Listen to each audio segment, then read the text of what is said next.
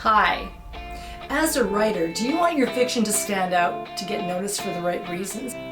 Maybe you're hoping to have your work picked up by a traditional publisher, or maybe you self-publish and want to be sure you're putting out your best work. This is Writers RX, where I offer prescriptions for your fiction. I'm Susan MacGregor, a professional editor and writer with over 30 years of experience. I've edited magazines, anthologies, and novels. Currently, I'm an editor with On Spec magazine, one of Canada's foremost magazines for fantasy and science fiction. Today, our topic is How to Write a Strong Novel Opening, Part 3.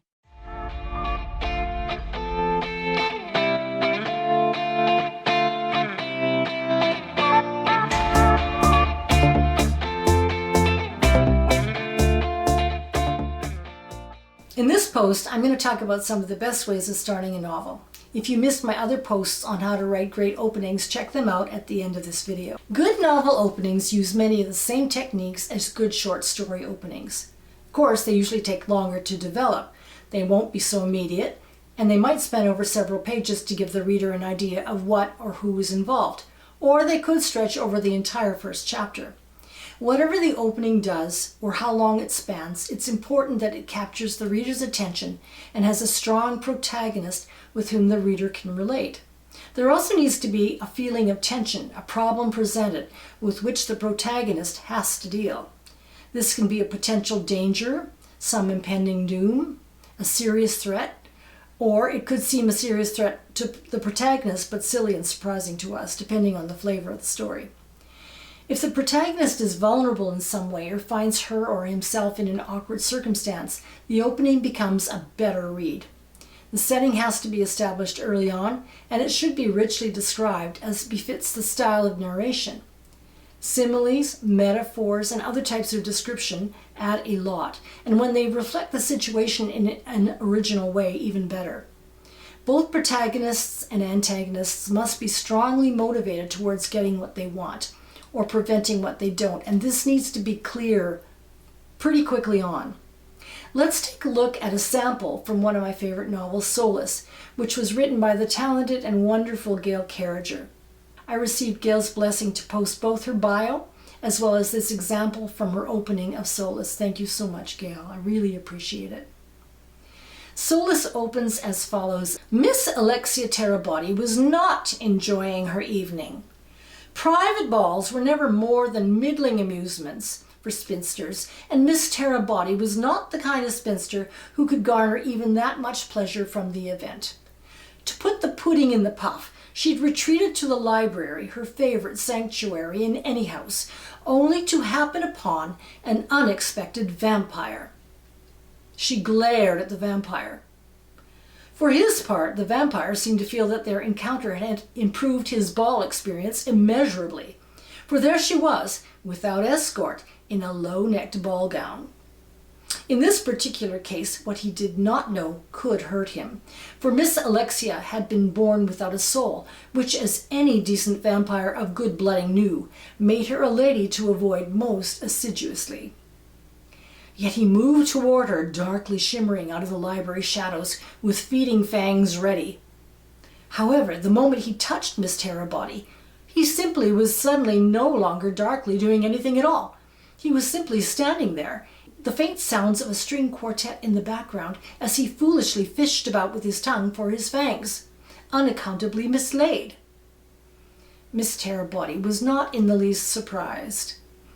Soullessness always neutralized supernatural abilities. She issued the vampire a very dour look. Certainly, most daylight folk wouldn't peg her as anything less than a standard English prig. But had this man not even bothered to read the vampire official abnormality roster for London and its greater environs? The vampire recovered his equanimity quickly enough. He reared away from Alexia, knocking over a nearby tea trolley. Physical contact broken, his fangs reappeared. Clearly not the sharpest of prongs, he then darted forward from the neck like a serpent, diving in for another chomp. "I say," Alexia said to the vampire, "we have not even been introduced." 8 paragraphs in, and we already have a wonderful sense of the characters involved. the setting, the situation, and even the style of narration. Let's look at the opening hooks. Gail Carriger wastes no time in letting us know what and who her novel is about. The writing is really tight. Her story is about Miss Alexia Terabody, a spinster who's attending a ball and who isn't particularly enjoying herself. Here we have a strong character hook. Miss Terabody isn't the sort of person who likes balls. In fact, she much prefers retreating to a library instead of dealing with the social situation and its tensions, expectations, and flirtations, or their lack thereof. I think almost all of us have been in a social situation where we've felt uncomfortable. Maybe we had to make an appearance, maybe we were shy or not good at small talk, maybe we felt awkward compared to those social stars who navigate such events with ease. Whatever our reason, our interest in Miss Terabody is piqued. Therefore, the first hook involves a character who is relatable to the reader, relatable to us. The second hook gives us a bit more information about Miss Terabody and her world. It's a world that includes vampires. Plus, we're told that Miss Terabody is more of a threat to the vampire than he is to her. Now that is an interesting turn of events. How unexpected! The second hook is an original take on the vampire meme. Furthermore, Miss Terabody is soulless.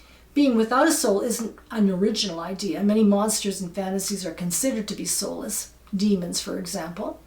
But because Miss Terabody is our protagonist, with whom we already relate, we suspect that the writer's version of soulless is not like other types. Finally, we're shown what is important to Miss Terabody.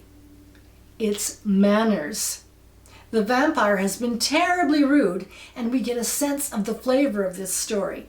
It's going to be entertaining.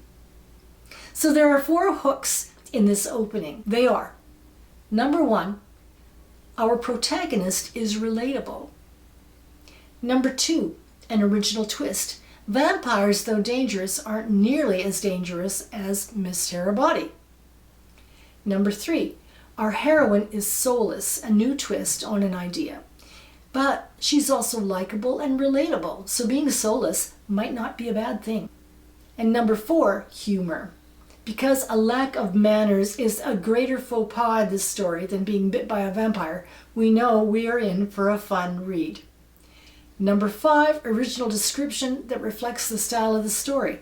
In this case, to put pudding to the puff, which is a way of saying to be exact or to specify, but it's a very original way of putting that. Another great gem that she uses, clearly not the sharpest of prongs, which is a fun way of describing a vampire who's a bit slow on the uptake.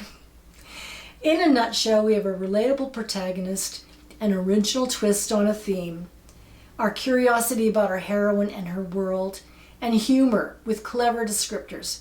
These are the hooks that make the opening to Soulless so good, so entertaining. I think they work remarkably well. Let's remember, good writing always needs to do one of 2 things. 1, it should entertain us. And 2, it should also engage us emotionally. Thank you so much for checking in with me today. This is Susan MacGregor. This is Writers RX, where I offer prescriptions for your fiction. Thank you for watching. If you like this video, please hit that like button and subscribe. Also, check out my other videos on novel openings, how to write engaging characters, strong plots, and much more.